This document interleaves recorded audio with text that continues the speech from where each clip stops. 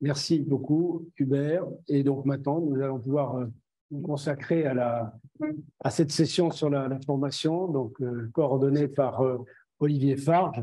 Alors la formation, vous le savez, fait partie de l'ADN de l'Académie, bien évidemment, car qui dit formation de qualité dit qualité de la chirurgie, sachant que pour un chirurgien, un chirurgien, c'est un médecin qui opère, donc il y a une formation médicale, puis médicale spécialisée, avant de parler de technique opératoire. Et dans la technique opératoire, il y a la gestuelle, mais de plus en plus également l'adaptation à de nouveaux types d'instruments. Et donc, à une nouvelle façon peut-être aussi de penser la chirurgie. En gros, dans la formation, il y a 3 temps. Il y a le temps de l'interne, qui apprend son métier, souvent bénéficiant principalement de compagnonnage.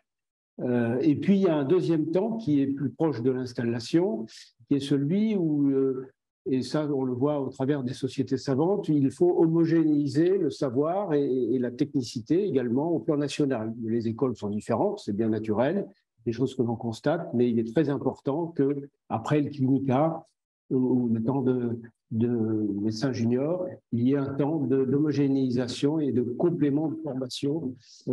Et puis, il y a un troisième temps qui est un temps long, c'est le temps de la vie chirurgicale. On le sait dans tous les métiers, on ne fera pas le même métier tout au long de sa vie.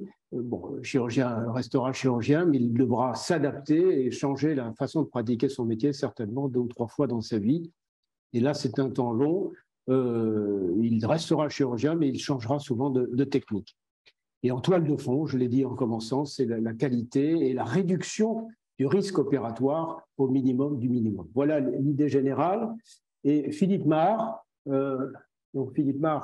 qui a fortement voulu cette session, qui est sans doute aussi la préparation d'un symposium que l'on pourrait faire, ou en tout cas un moment de réflexion que nous commençons aujourd'hui.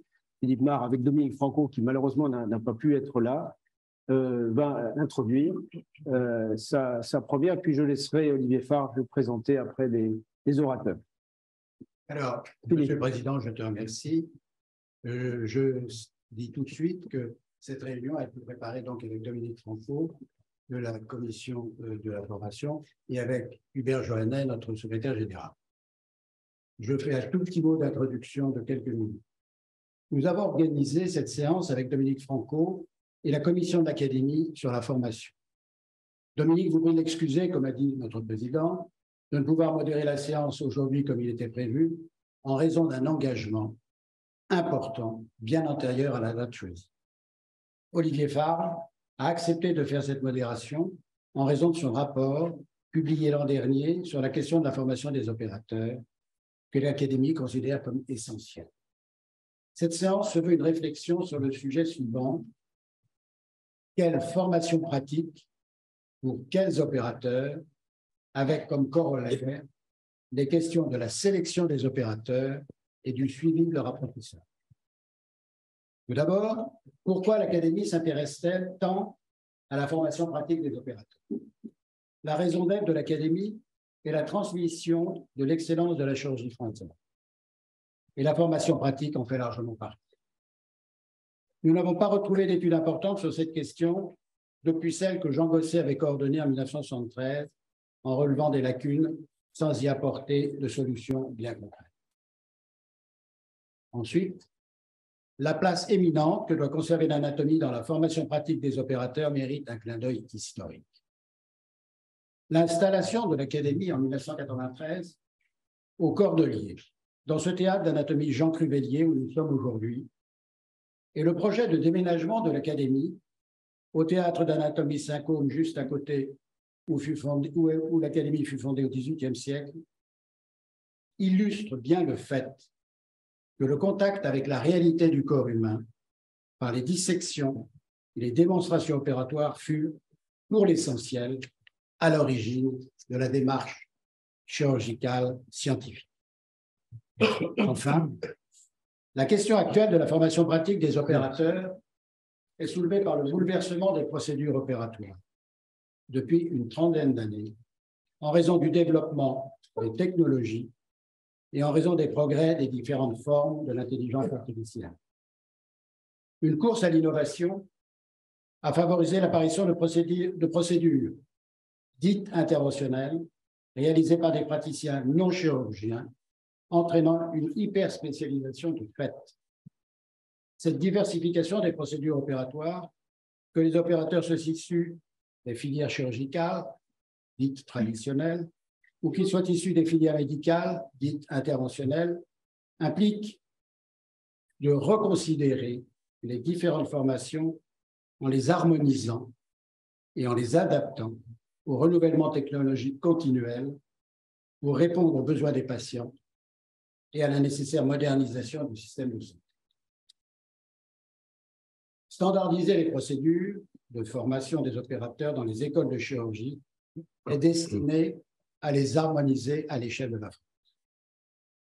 Il convient alors de distinguer, d'une part, les procédures élémentaires héritées du passé et d'autre part, les procédures complexes impliquant la maîtrise de technologies nouvelles et coûteuses.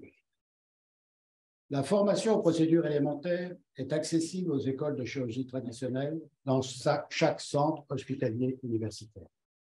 Par contre, la maîtrise des technologies coûteuses récentes ne paraît accessible pour des raisons économiques et organisationnelles évidentes qu'à quelques écoles de chirurgie interrégionales, voire nationales, fonctionnant à plein temps avec des formateurs externes et offrant des stages validants.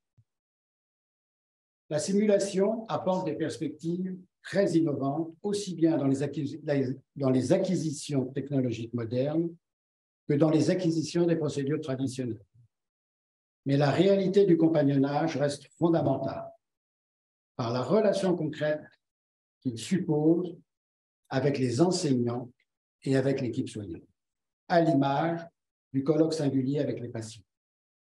La formation pratique des opérateurs doit ainsi conserver l'essence humaine du métier de chirurgien. Harmoniser les procédures de formation pratique implique également d'harmoniser les labellisations. Harmoniser les labellisations indispensables soulève la question du mode de sélection des formateurs, experts universitaires, experts hospitaliers publics et privés, techniciens mandatés par les fabricants.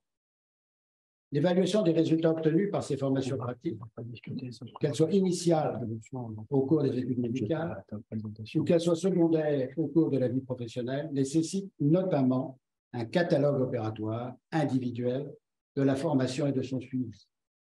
Véritable livret, imprimé ou électronique, le fameux logbook fondé sur les registres de chaque spécialité. Cette évaluation pourrait également faciliter la sélection des futurs opérateurs avant toute labellisation. Elle relève des universitaires ayant la responsabilité des maquettes et ceux-là même de délivrer la labellisation opératoire indispensable, qu'elle soit chirurgicale ou traditionnelle, ou qu'elle soit interventionnelle. Labellisation donnant alors accès à la certification ordinale et à la validation assurantielle.